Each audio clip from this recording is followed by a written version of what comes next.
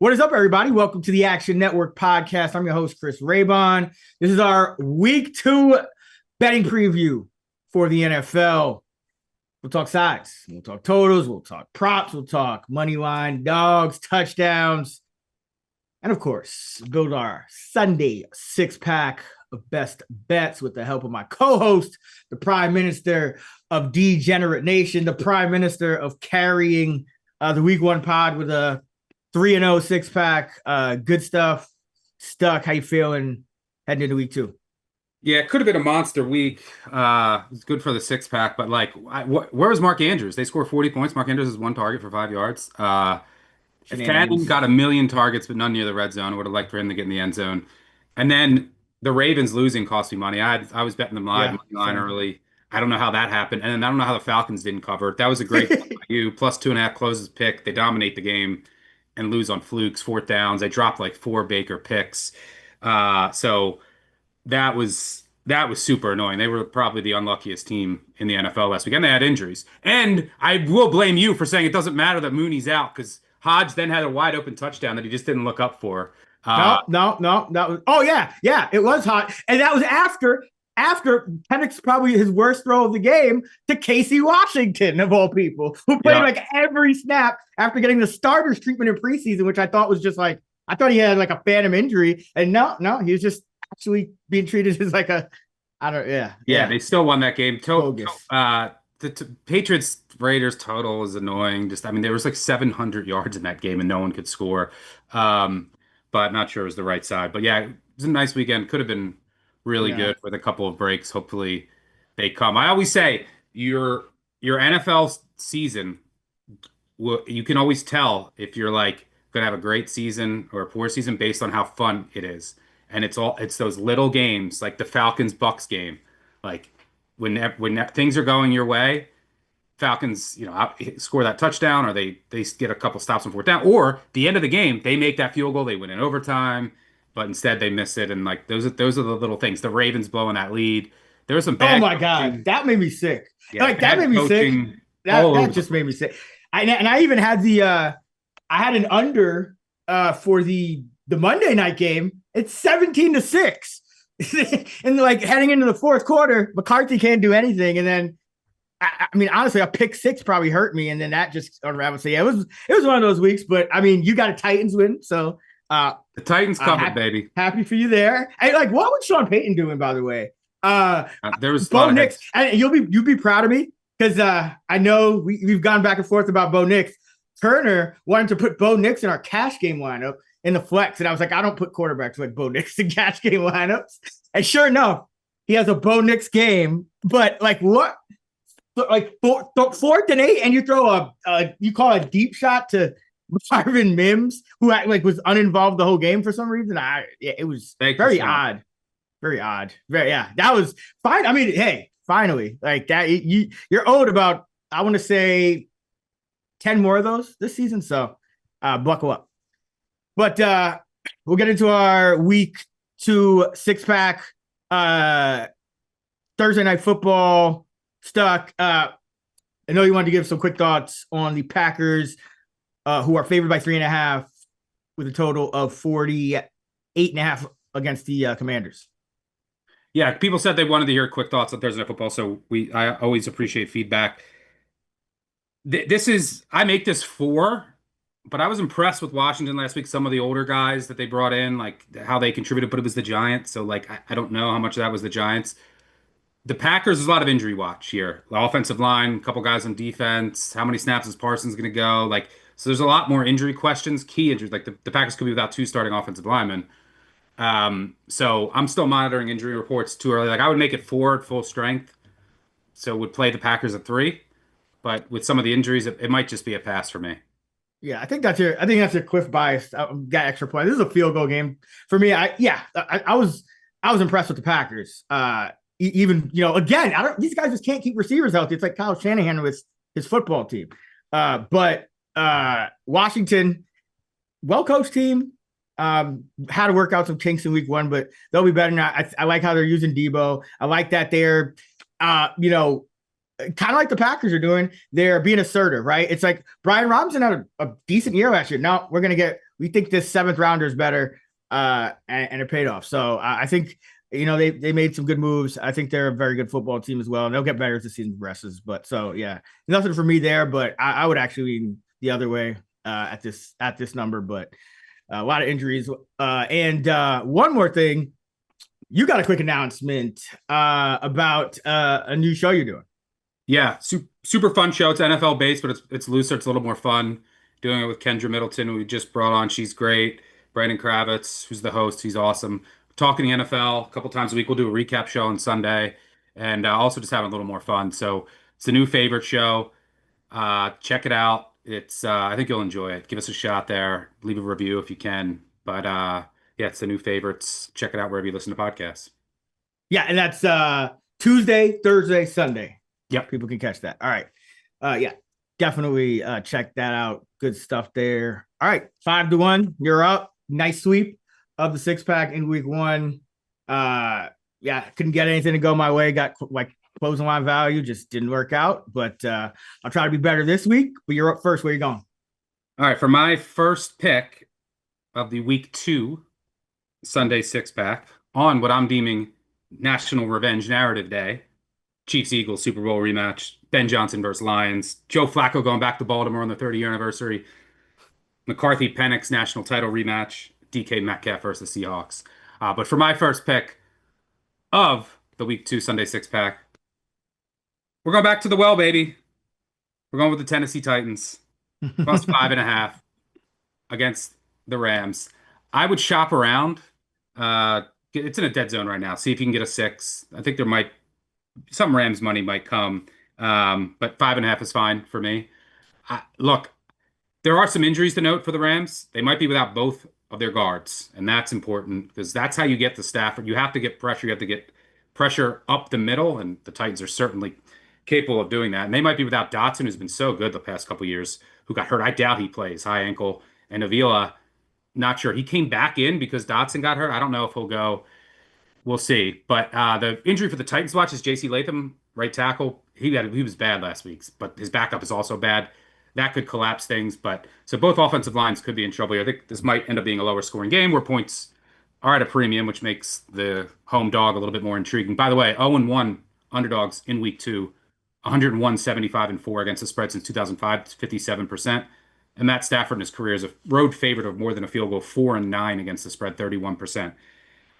But I actually thought if you look at the numbers, they're going to look so bad for Tennessee, like 2.5 yards per play. But I actually thought Cam Ward was good given the circumstances, right? On the road in Denver, his coach did him no favors. There was like a 30-yard out Iomanner catch that Callahan didn't know the rules. He didn't know an elbow was inbounds. So I told you this dude. I don't like this dude at all, Callahan. No, he's really bad. At the end of the half, the worst coaching Yeah. decision I've ever seen when it was they were at the 5 and Denver had no 2 timeouts, 40 seconds to go. You're up 3, and you throw it 3 times, give them the ball back, and they score a touchdown. That almost cost me the cover. If DK doesn't return it and get me a field goal there, they don't cover because you gave away 7 points. Literally just gave it away.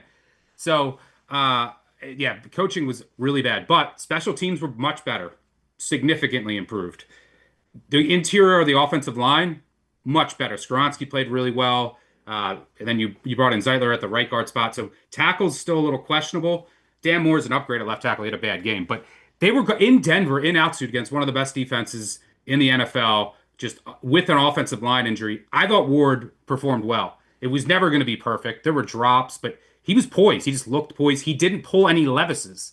Maybe took a couple bad sacks to get out of field goal range, but he'll learn from that. Now, this week, you're going to have to deal with pressure again against the Rams, but the secondary test is much easier. The Rams secondary was not good. If you look at like coverage blanket rates and open receivers and contested catch, the Rams were not good. I mean, look at their secondary. Emmanuel Forbes played 50 snaps. Darius Williams, I guess, is just benched. And then the Rams last week, Stafford looked good, but we've seen him in his age, and he has his back injury week to week. High variance here, especially if there's interior pressure.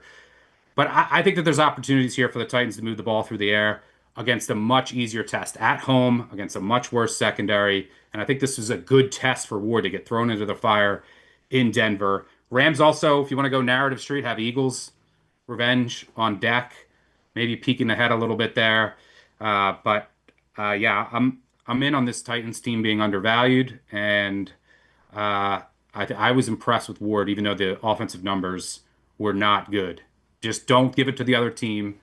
Don't commit catastrophic special teams mistakes. And that's what they did last week. And they were able to stay in the game despite horrendous coaching that almost cost them the game. And I like their defense. We even got L'Jarius Sneed 20 snaps. He looked really good. They're ramping him up because it's a soft tissue. You might see 25 to 30 snaps this week, but when he's in there, I really like their secondary. We know about the defensive line. So, yeah, give me the Titans plus 5.5.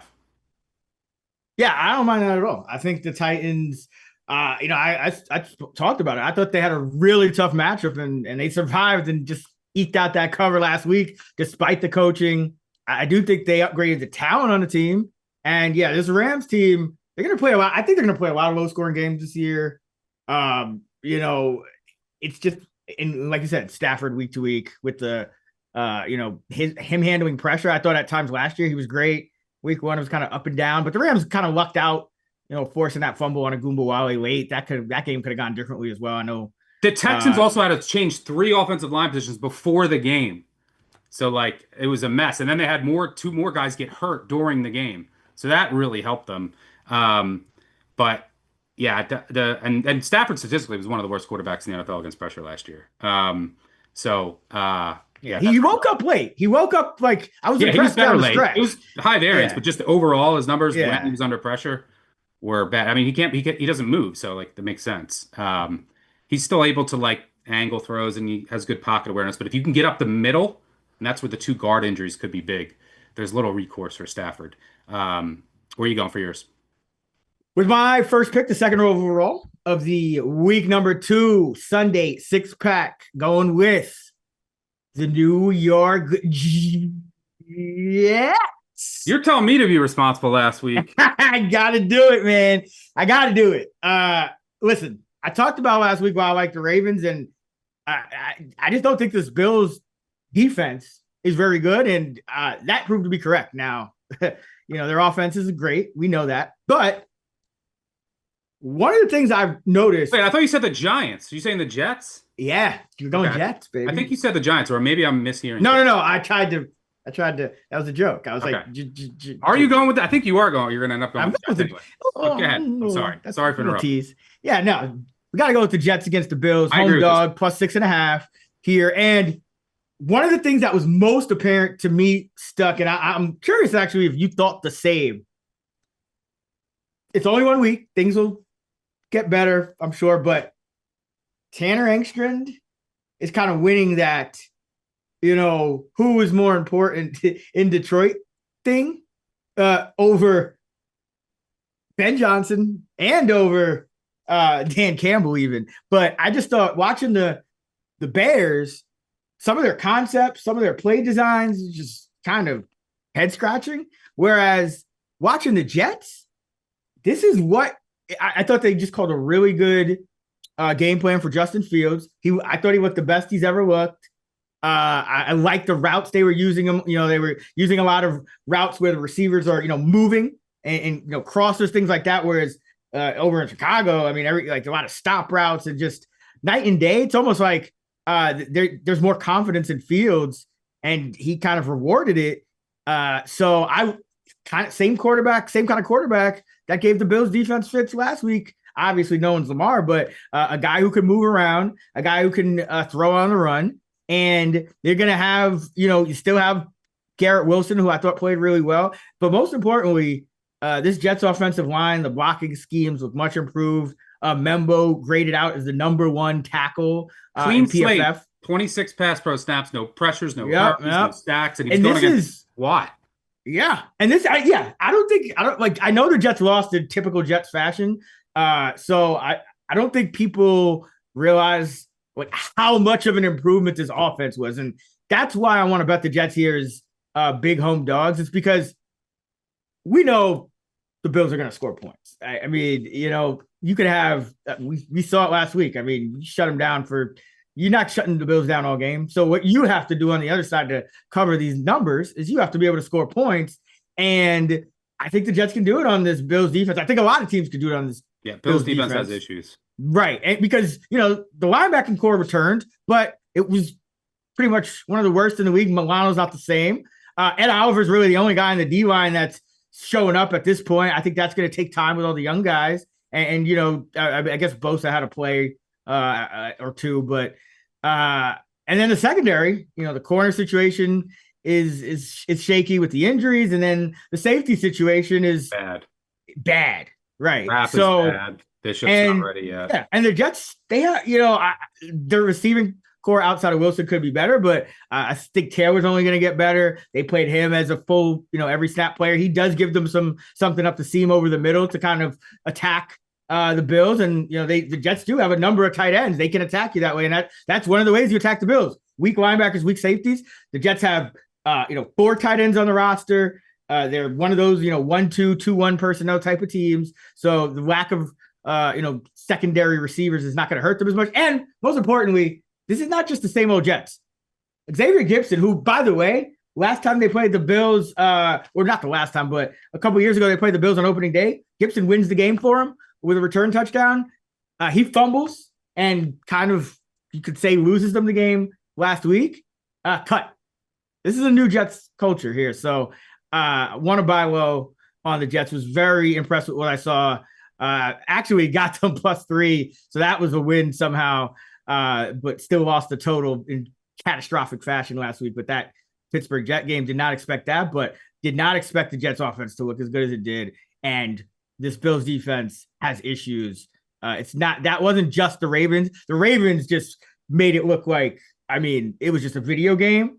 But I think the Jets still are going to be able to get to mid-20s here. And that should be enough to cover the 6.5 here, because now the Bills have to win by margin in a road division game that they have struggled with in the past. So give me the New York Jets. I mean, you have trend on top of trend on top of trend for these, you know, week 2 home teams facing a road team that won in week 1, 54% over the past 2 decades.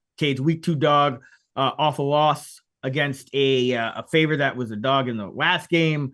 64% against the spread. Divisional home dogs against a road favorite above that won in week 1 and covered. 61% against the spread. I mean, it goes on and on. Week 1 to 3 divisional home dogs over the past 2 decades are 63%. There's just trend after trend for these divisional dogs early in the year. So give me the New York Jets. I agree with this one. I'm on this as well. It could be a little hangover for the Bills too after that game, just like emotionally, but like just home divisional dog, pretty basic handicapping here. And I did upgrade the Jets a bunch. And think about it, the Jets, they might be better than last year, more serious, like you said. And last year in this spot, like I think week 3 or 4, they were, what were they, +1 or at home? Yeah, the Bills, and they lost because they couldn't make a field goal. The final score was like 23-20, and the Bills defense has many more issues right now because of injuries and on suspensions and other things. So yeah, I was really impressed with Fields, the young tackles especially. That was huge. And then run game too. Yeah, run game. Like Breece Hall, I mean, you know, the criticism of him has been, you know, it's the efficiency isn't there. The efficiency was there. Yep. All right. I agree with you on that one. For my second pick and the 3rd overall of the week 2 Sunday 6-pack, I was going to go with the Houston Texans, who I love under a field goal on Monday night, but I realized, oh, wait, that's on Monday night. So I'm going with the Atlanta Falcons +3.5. There's a 4 out there as we're recording, that doesn't matter. Pushes or losses in the contest. 3.5 is fine. At the Minnesota Vikings, kind of those games, kind of the Texans and the Falcons game, those sides go together because very misleading last week in that Atlanta-Tampa game. The Falcons had a +6.7% net success rate. That was the second highest for a team that lost. The highest was the Jets, who we just backed. But the Falcons were the much better team in that game. Baker Mayfield and Tua, the only quarterbacks in the NFL with a turnover-worthy play percentage of over 10%.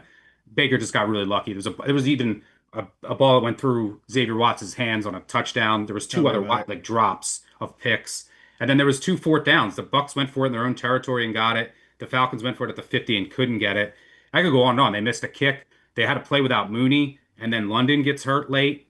And the reason I played this today. Mooney and London practiced. Unlike you, Chris, I care about that. I don't need Hodge out there not looking for the ball. They also signed the kicker. Yeah, Another kicker. another kicker. Koo is I guess he just lost it. It's amazing what happens to these kickers. But yeah, look, Igbuka's a stud, but this Bucks offense is not the same without Liam Cohen. The run game's not the same. Their offensive line without Wirfs, I mean, they were moving everyone around, Barton to tackle, and so it's not the same there as well. And I was actually pretty. I'm getting these games mixed up. This is why I like the Texans. Let me go back to the Falcons Vikings. I'm all over the place. I'm trying to sell two I games. know exactly I what you like the mean. Texans on Monday night. The Falcons were good The against the Falcons Bucks. looked It's what you're good. trying to I say. liked the rookies on their defense that they're relying on. I liked Yes. what I saw. Bowman, Watts looked really good, really comfortable on the defensive side of the ball. Offensively, I didn't love some of the play calling and just the play design and sequencing, but I thought Penix looked good and he looked really comfortable versus the blitz. You know, the blitz is coming from Bowles. If you look at his blitz numbers, they were really good. That's going to be important against Flores here. Surface, you got an extra day of prep and rest. Vikings off of a hard-fought divisional win on Monday Night Football. In that game, they suffered a couple potential key injuries. We don't know if Darisaul's be back at left tackle. I'm assuming he is, but Van Ginkel probably out. Cashman probably out. So a couple key guys on their defense are not out, and then they're still a bit shorthanded at receiver. And this is just anything over a field goal is fine with the Falcons. Like JJ McCarthy, he was the NFC Offensive Player of the Week somehow.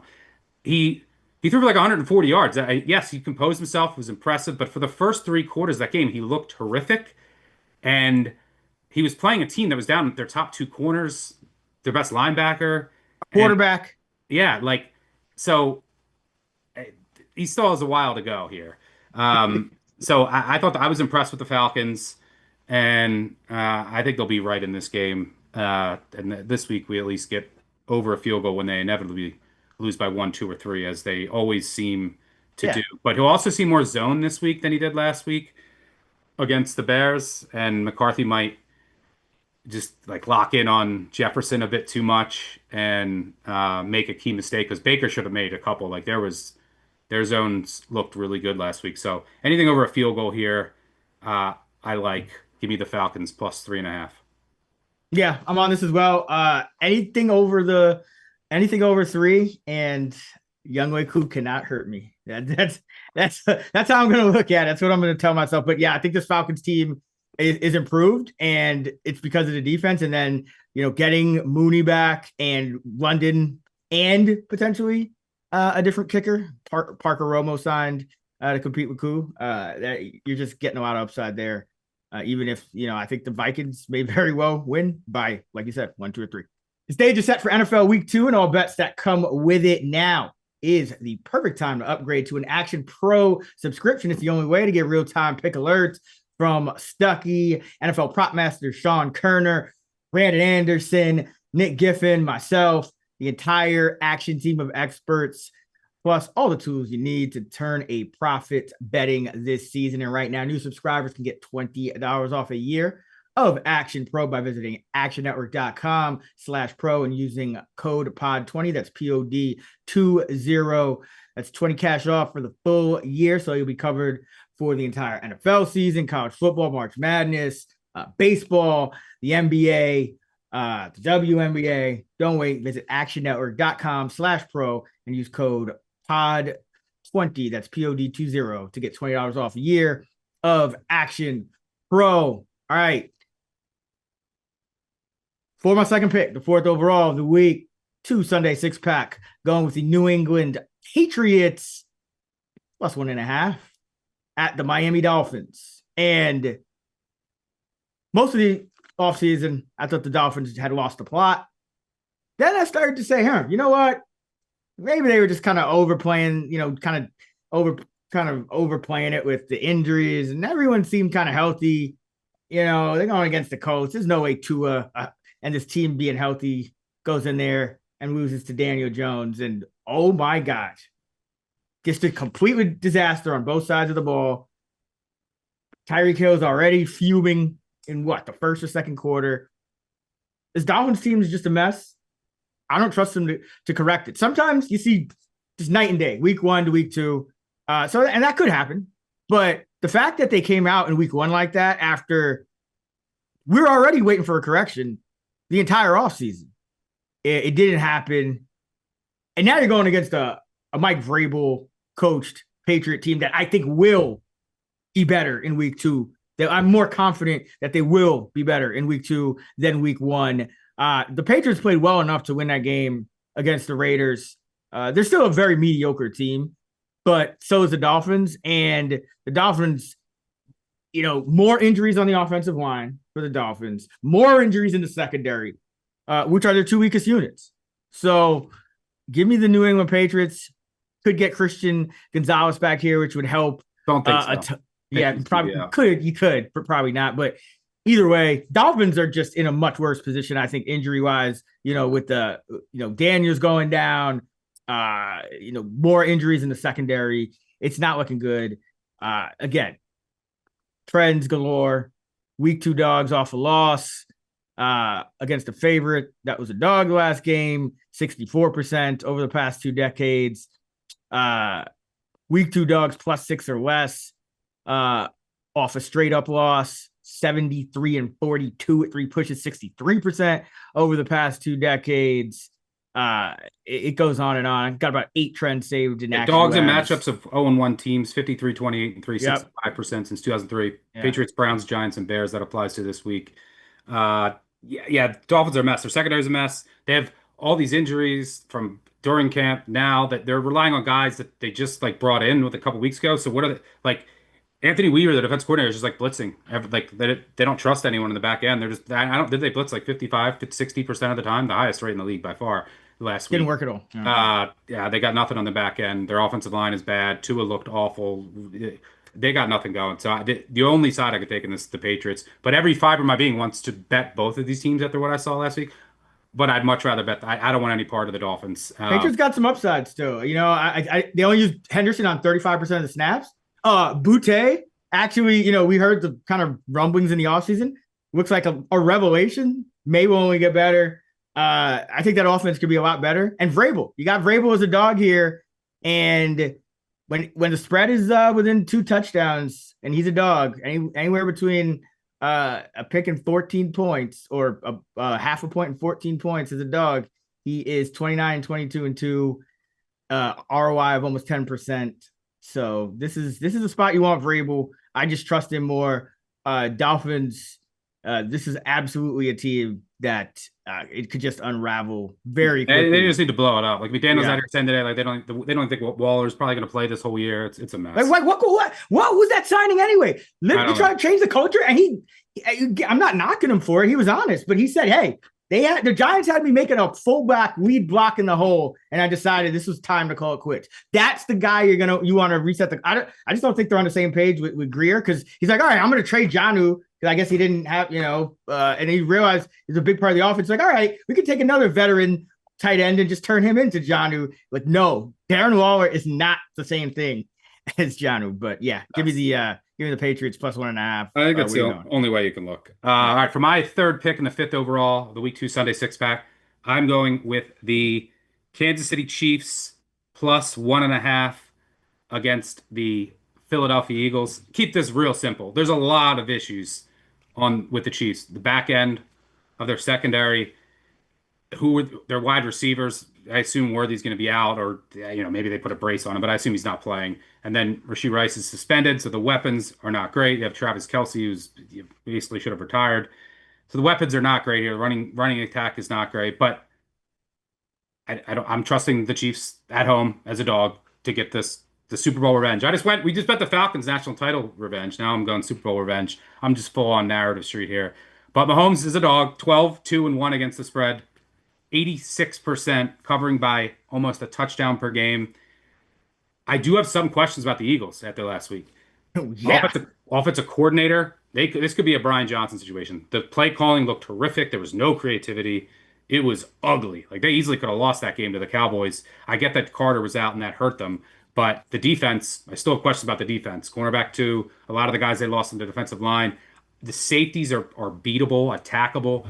So I think you're going to get, you got extra time to prepare. I trust Reed much more than Sirianni with that. And I think that you might, Landon Dickerson also might be out. That's big in the interior offensive line for the Eagles. And A.J. Brown might be hurt, or I don't know, maybe they just don't want to use him. But because he was dealing with an injury, So I don't know how healthy the Eagles receivers are, but I don't really trust that passing attack under this coordinator yet to really exploit some of the issues the Chiefs have on the back end. I do trust the Chiefs' run defense, which has been one of the most improved over the past year and a half. They shut down Barkley in the Super Bowl. It was that passing attack that got him. I'm not sure the Eagles are there yet, and I think this will just be like a Reed and Mahomes specialty. It'll be just like a lot of Mahomes scrambles, all the tight ends, middle of the field. Like, who are you going to trust to win a game at home with scrubs at receiver? It's Mahomes, and I don't even do it by margin. Just be a typical Chiefs game. Win by two on a walk-off field goal. So yeah, Chiefs is a dog here. I'm rolling with them to get their Super Bowl revenge. Yeah, I'll probably join you. Don't feel great about it, but You have then I more on this remind later. myself, You have more on this yeah, later. no, then I remind myself how I was not impressed with the Eagles, and I wasn't impressed with the Cowboys either. I mean, they were just kind of stuck in Dak off all game, even though he finished with one of the like a nothing stat line. Granted, that was a lot on Lamb, but I am for my third pick, the sixth overall of the Week 2 six pack. I'm going with the G-men. Maybe it's just banging your head against the wall. Never learn. Yeah, never learned. This could be my Titans, but I don't have the Cowboys as 4.5 points better than the Giants on a neutral field. I can't get to this number, and I think the Giants. I know the final score looks listless last week, but could have been a little bit different. Giants little couple opportunities down in close. I still think this defense is very good, and I mean overall the Giant defense has potential. It may be better than the Eagles defense that the Cowboys faced in week 1. Well, and they got the benefit from Carter, and they had no depth at the position. Like, that's why they were able to run the ball, which they just, I mean, that was a huge blow. Javonte Williams, 3.6 yards to carry yet again. Oh, he's back. Whatever. He's let's see him run it this week. I know the rookie got some good runs, but we love him. We love Bill. I just don't think this Cowboys running game is for real. I don't think that the way I know, they were on Dak. Hey, he's making some throws and he's putting it out there, and his receivers are letting him down. But I don't think you can play like that consistently in this week. Like, he doesn't scramble at all. Like, at least Wilson, when he's throwing these deep shots and all these contested balls downfield and sideline, he's trying to scramble. Now, he almost coughed up another one of those his patented fumbles near the goal line, but at least he's scrambling. If he's bad, you have the upside of Dart here coming in maybe at halftime or something like that. But I just don't think this Cowboys team is very good. I think, we were kind of looking like, okay, how are we going to fade the Eagles heading into the season? For me, I couldn't do it with the Cowboys. I still don't think this team is very good just because they kind of stayed with the Eagles. I think that Eagles team is also very vulnerable, kind of like the Bills. So, it's a new year. G-men are better than what they showed, had a lot of chances in close. I think some of those play calls Dable would want to have back down in close, but that could have been a different game against Washington. And the Cowboys, I mean, you take away CeeDee Lamb or you let CeeDee Lamb go crazy. I still not a believer in Pickens as a game changer. I think Dak is just laying too many balls out where there's going to be too many contested catch situations. There's going to be tips and interceptions if he's going to have to play like that. He's still not scrambling. I still don't believe in the running game. The defense played above its heads in week 1. I think that was actually the best part of their performance. But again, you're going against this Eagles first game with a new coordinator, and the Eagles just have these weird hiccups. We never know what Jalen Hurts is seeing or not seeing or what's going on with them half the time anyway. So I love it. I still love like the Giants D line. I think this defense has a lot of upside. They still only give up 21. I think they score more than 6. Keep it close here. Another one of these divisional dogs that lost in week 1 who I expect to rebound. So give me the G-men. Same thing, about 9 trends in Bet Labs for the G-men this week. So yeah, the one biggest one that I always like to play in week two road dogs off double-digit loss, 65% over the past 20 years. That applies to the Giants and Panthers, but I don't think I can get there on either. I mean, Cowboys, they looked a little better than I thought. They have extra rest and prep here. The Giants, like, maybe Dable's not the guy. Like, Daniel Jones leaves and he's going to be like an all-pro.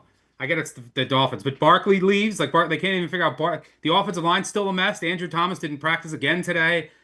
Neighbors is limited. You won't say if I he's mean, going he's going to be on the to. injury report all year. That's just what that's going Robinson to be. didn't practice today. Like Russ looked Yeah. awful. Go to Dart, get Thomas back, and then I'll be with you on the Giants. I mean, I can't hear you. get But there. I mean, this is what people are going to say. This is why we're getting to 6. I just think this number. I get it, but I is just massive. can't get there. Like this is a massive number for a Cowboy team that may be the 20th to 25th best team in the league themselves, even if you think the Giants are the same. So I'm just, it's week 2. I get it. I get what you're doing. I don't think I can get there. I couldn't last week with them. So all right, let's recap. I got quarterbacks, Penix, Mahomes, and Cam Ward. I got Justin Fields, Drake May, and Russell Wilson. Hopefully it's Jackson Dart, but yeah, not I got all these Northeast teams. I mean, geez, this is the Bill Belichick special right here. The Giants, Patriots, and Jets. Oh, what could go wrong? Football is back. Underdog is the best place to make picks and win money all season long. Playing on Underdog is easy. Just pick whether your favorite players will go higher or lower on stats like touchdowns, receiving yards, interceptions, and more. You can play with as little as $1. Get your picks right. You can win up to 5,000 times your shmoney. I love Underdog. And this week I am looking at the Monday night game between the Texans and the Bucks, and I think it will be a rebound effort for Bucky Irving. So I want to be on his hires because I think he underperformed like the Texans in the game, but do think Bucky Irving has a better game. So let's go with the hires on his yardage there. Download the Underdog app today. Sign up with promo code Action Network, and you can score $50 in bonus funds when you play your first $5. That's promo code Action Network, ACTION Millions of fans have already won billions making picks on Underdog. Will you be next? Millions of fans have already won billions making picks on Underdog. Will you be next? Must be 18 plus, 19 plus in Alabama and Nebraska, 19 plus in Colorado for some games, 21 plus in Arizona, Massachusetts, and Virginia, and present in a state where Underdog Fantasy operates. Terms apply. See assets.underdogfantasy.com/web/play and get terms _DFS_.html for details. Offer not valid in Maryland, Michigan, Ohio, and Pennsylvania. Concerned with your play, call 1-800-GAMBLER or visit www.ncpgambling.org. In New York, call the 24/7 Hope line and 1-877-8-HOPE-NY or text HOPE-NY.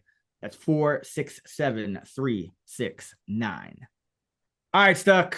Favorite total. Both struck out last week with the Pats Raiders and Jets Steelers. I mean, that was way over.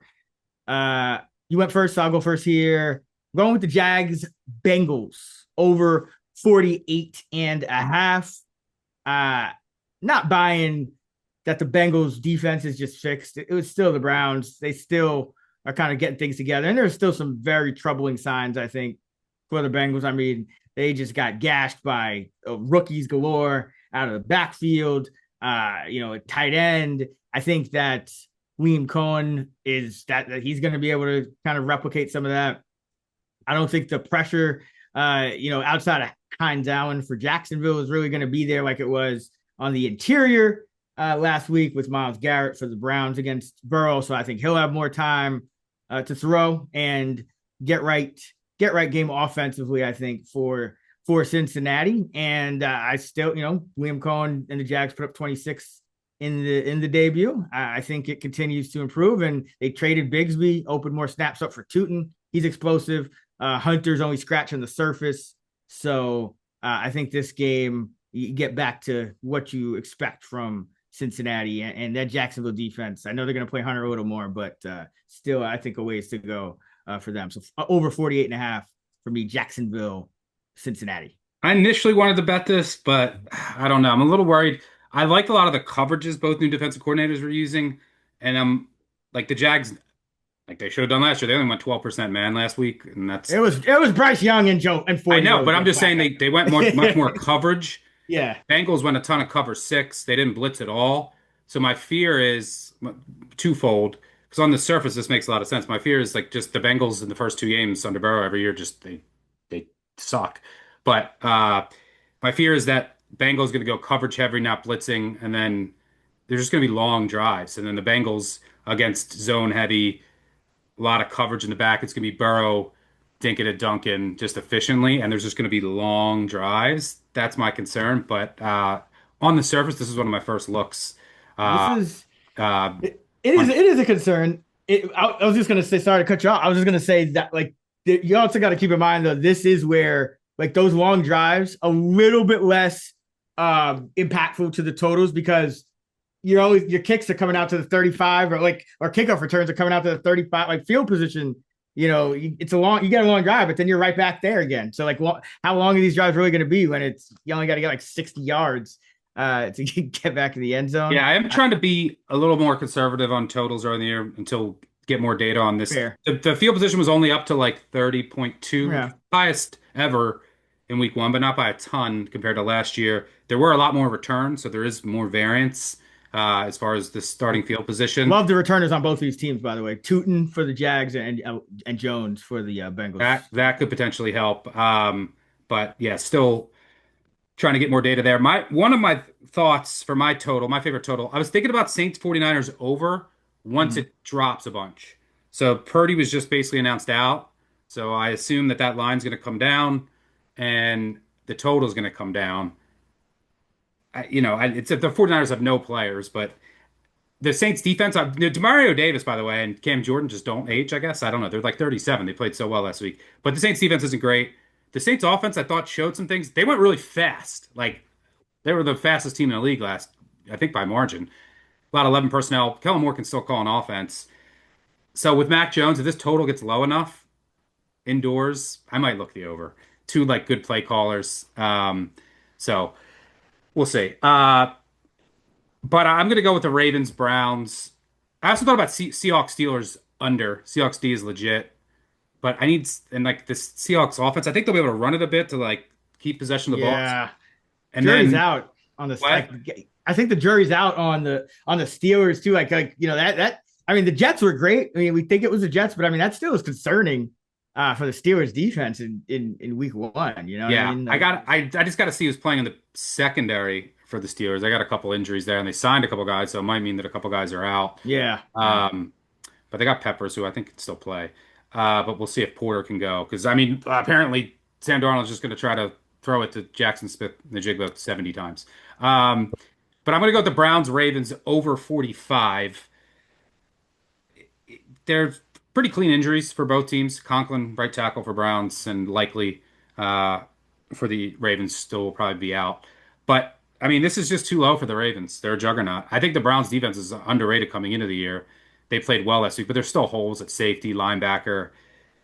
Garrett just dominate. He can dominate a quarterback that is not mobile, but Lamar can run from that. The Ravens have a much better left tackle than the Bengals, and this Ravens offense just scores on everyone. They've scored 30 plus in 12 of the past 15 games. 15 of their past 18 games have hit at least 45, average of 43, median of 51. I also think so. I think the Ravens are going to score here. I also think and Flacco, I like some of the things I saw in the Browns offense, the Stefanski offense. I think they can put up, at least 14 here. And Flacco's probably good for like a killer mistake or two, so I wouldn't be surprised if like the Ravens get a pick six or something like that. And the Browns are just gonna throw a ton. They threw it 45 times in a 17-16 game. So they're just gonna throw it all over. My guy Fannin is a monster. Monster. Uh Samson looked good too. Samson looked good. So this offense is a Yeah. little more juice than many might have thought coming into the year. And here's the other thing, like a little maybe hidden edge. I also will say Lamar first half against the spread is like the best bet in sports. 59, 34, and 2 against the spread, 63% covered by 3 points per game. And when he's a favorite of more than six, 12, 3, and 1 against the spread. But a little hidden edge in this game is that both teams might be more aggressive than usual. So the Browns obviously have kicker issues, so they might, and they know that they're a big underdog, so they might be going for it on fourth down much more. And the Ravens, well, they have a rookie kicker, saw them miss an extra point, but they just blew a lead, up 16 in the fourth quarter. All the commentaries about them, all these blown leads in the fourth quarters. So if you think they're up two possessions in the fourth quarter, that they're going to sit on it? No, they're not punting it. They're going for it, and they're going to pad. Over 45. I think just Ravens offense is too low. Yeah, just like that. Just stop calling these damn jet sweeps to Zay Flowers when you're up, like when in key moments. Like just put it in Lamar's hand. Like Lamar Jackson, I saw some like a survey. I think it was the Athletic, and he was like the third or fourth ranked quarterback on people's list in some like. I don't know what people are saying. Like Lamar Jackson might be the best quarterback I've ever seen play football in the history of football. Like he's playing unbelievably. So I'm with you. The Ravens are going to score on everybody, and I still don't think people realize They're good for 30 Lamar plus Jackson pretty is. much every week, unless it's the Yeah, Steelers. Then it'll be 17-16. this is like Peyton Manning, except he can run. Like this is like that those kind of numbers. Like this is just Lamar Jackson's ridiculous. So yeah, I like it. Okay, so Jags, Bengals over 48.5, Ravens, Browns over 45. Let's go to our money line dogs. Oh man, I mean that was painful last week. Ravens and Falcons. Let's not even talk about that. No, I mean, I just knew Young Wei Koo was missing that kick though. I knew it. Going 100%. Yeah, you knew. Like it's like a couple years ago when you would have to take Texans money lines instead of because like you knew there was going to be some shenanigans at the end with them and they would win by one instead of three or. It just sucked how the whole game played out because they dominated every fourth down. Oh my god, that play by Penix, bro. Yeah. They might have a quarterback though. That, I mean they probably do. I should say that more confidently. But anyway, where are you going for your money line dog? I thought about going with the Bears, but tough spot. Like I'm just fascinated by this Ben Johnson. I thought there was some improvements to Caleb Williams, but he's still not all the way there. It's going to take time.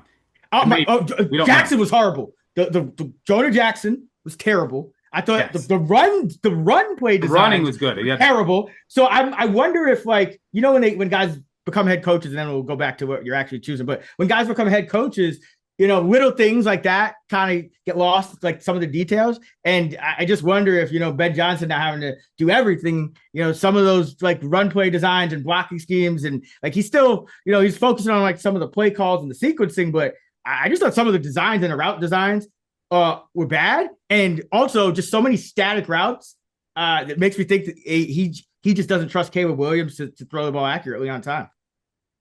Yeah. The other thing, some of these coaches, when assistants become coaches, they don't get the clock management right. And Johnson was awful in that. That 2-minute warning, the challenge that like cost him a chance to at the game late. Also, that happened with Kellen Moore at the end of the first half. Oh. The Cardinals, there was like a minute to go, and they were first and goal. And you don't call a timeout, and then the Cardinals smartly run it all the way down, and then you don't even get a chance to get unbelievable. But yeah, I mean, a lot of teams blew the Washington blew a chance in close. Yeah, the intentional Giants grounding blew a couple, and then O'Connell even screwed up. So many I could go on and on. Yeah, O'Connell even screwed up one with the 11 seconds long field goal. I mean, yeah, it was week one for a lot of people, but I don't trust the Bears. I do not trust the Bears. Yeah, our first favorites episodes, I ranted about that. Yeah, I mean, the Lions look awful. They're not the same team. But I still don't trust the Bears. Like I went back and I watched the all 22, dude. It gets worse. Well, same with the Lions. I mean, Goff got back 3 times for 150 yards. They couldn't run it. The play design. We expected that though. We love the Packers. We love the Packers. Yes, but I'm saying the play design, offensive line, it was bad. Everything. What was his A dot? Like 1 yard?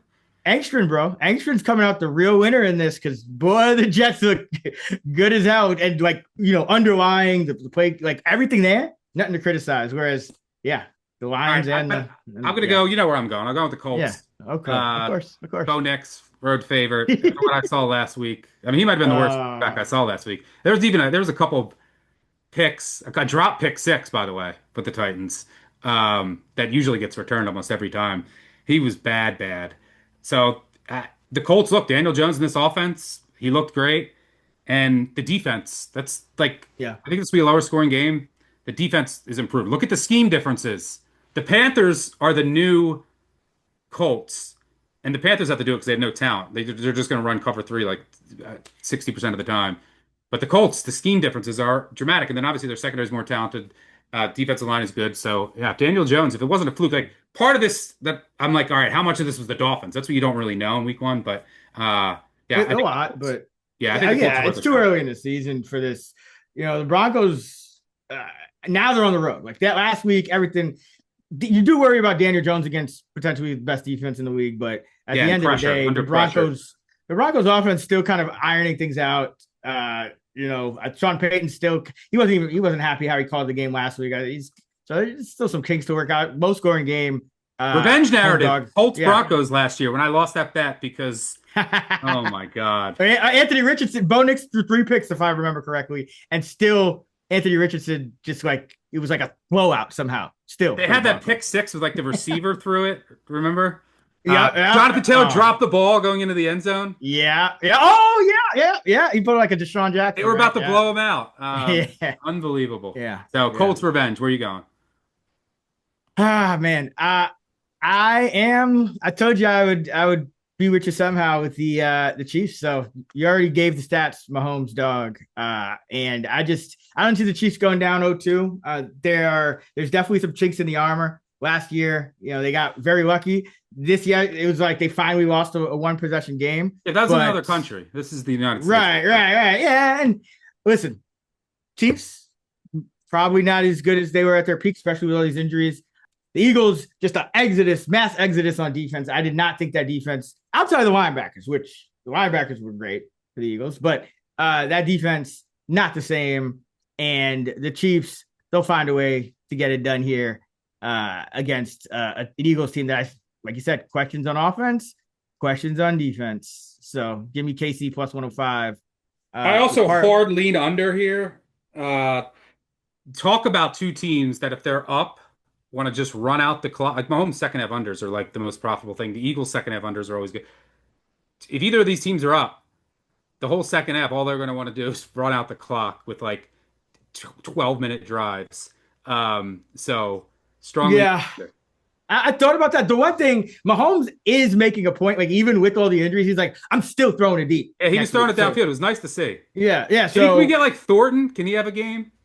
I think he can. I was hiring him last week in fantasy, relative to consensus, and that paid off. I do think they're taking this seriously. So that's the only. And then for the Eagles, you might get a force feed AJ Brown game. So it might be one of those like annoying where it's like they just kind of go against tendency. So I'm gonna stay away from the total. But yeah, Broncos money line. Broncos money line. Freudian slip. Colts money line is plus 110. Chiefs plus 105. That would be a plus 331 if you parlay those two together. Colts, Chiefs. All right. Anytime touchdown. I could go first on this. We both have an interesting angle here. So, one thing I looked at with rookie first round receivers, and in week one, a lot of times it's hit or miss. They tend to play snaps, but the production, for every Emeka Buka, you kind of have like a Matthew Golden type of game. But week two, you tend to see these guys erupt. And if you look back over the past decade, 14 touchdowns among those handful of rookie, number one picks. And it's only about 20 something of them, depending on who you count as like full-time guys, but just a massive uptick from week one, and especially for the guys in the first half of the first round in terms of where they were picked. And that applies to Travis Hunter and it applies to Tech McMillan. So I'm going to go with Travis Hunter here, plus 225 to get in the end zone. Led the Jaguars in targets, kind of went under a little overlooked because it was, they didn't need to do much on offense. He only got 33 yards, but led the Jaguars in targets with 8, led the Jaguars in targets per route run. So I think this guy is just scratching the surface And I believe if he gets one on defense, that still counts, right?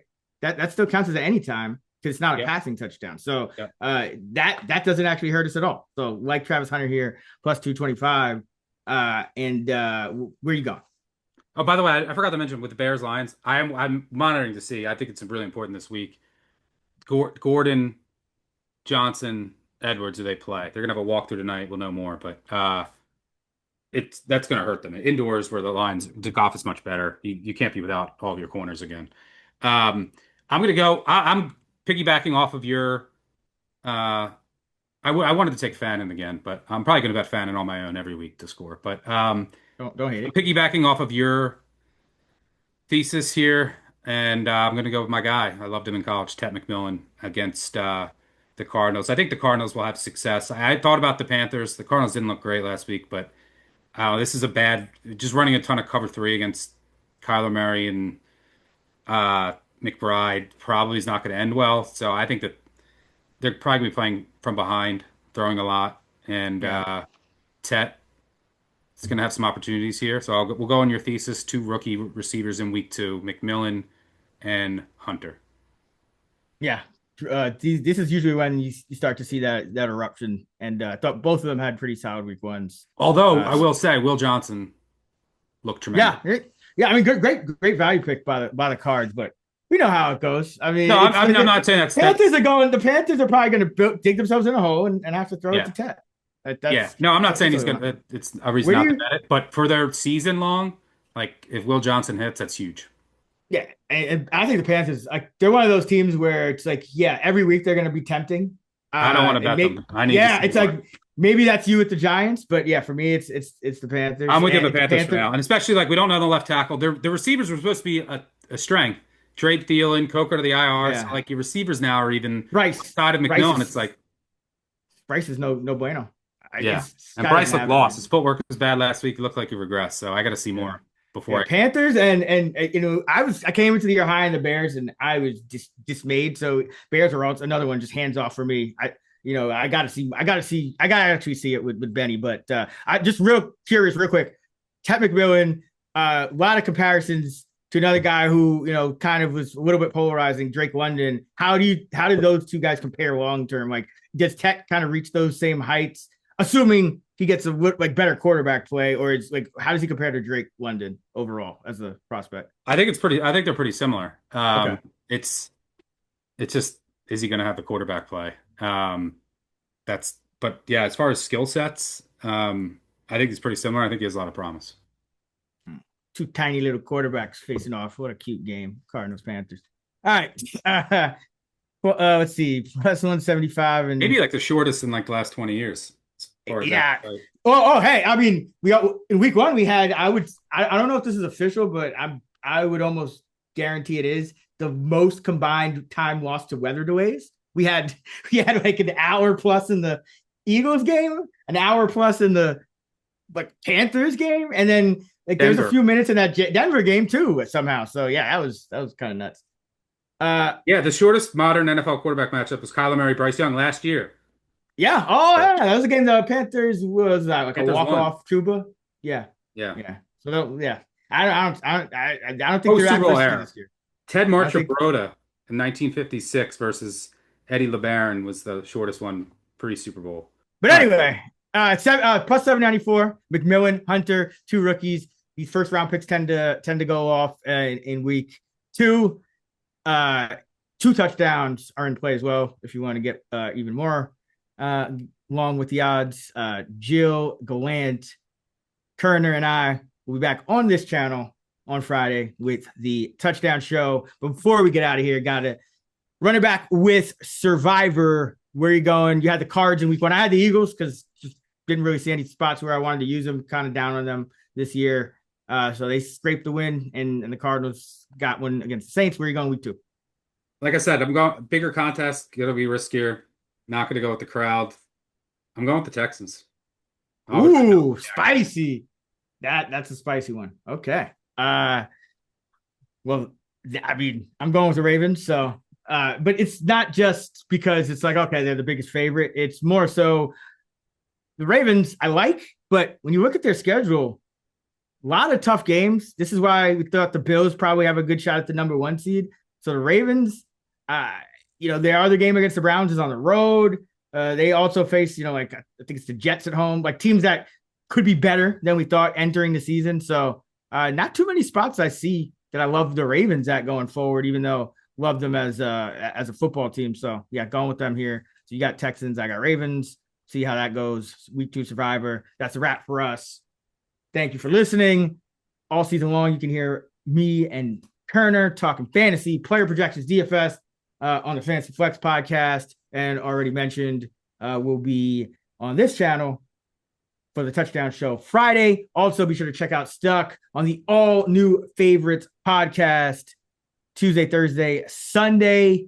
And of course, you got to check out Big Bets on Campus if you are betting college football. Stuck is on X at Stuckey2. I'm at Chris Raybon. We're at those same handles on the free award-winning Action Network app. And I got to mention Playbook.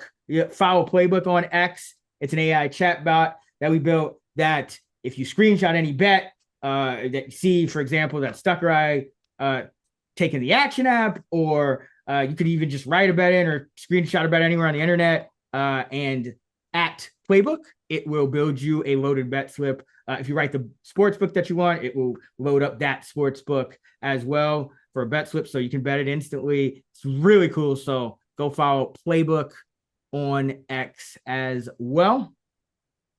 Until next week, let's get this money. I go.